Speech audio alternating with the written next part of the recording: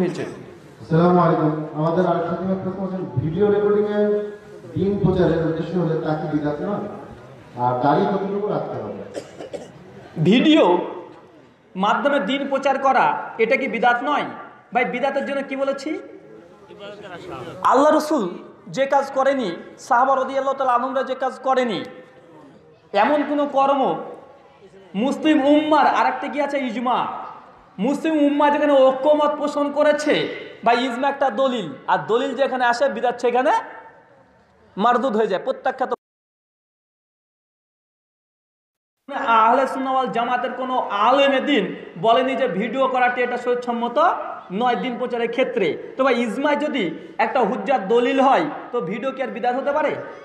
যেমন জাবারজের পেশ লাগানো, মাইকের মাধ্যমে আজান দেওয়া, এটা কোনো মুসলিম নাজেজ বলেছে? কোনো গ্রহণযোগ্য আলেম বেদাত বলেছে? জি না। তো এটা দিন প্রচারের একটি মাধ্যম। তো এখানে যেহেতু কোনো আলেম আহলে সুন্নাহ ওয়াল জামাতের মধ্যে কেউ দ্বিমত পোষণ করেনি, সঙ্গে এটা ইজমা, আর এটা হচ্ছে আসল ইজমা, বাতিল ইজমা নয়, তাই এটা বিদআতও নয়। আসলে বিষয়টি স্পষ্ট হয়েছে। আরেকটা কি প্রশ্ন ছিল?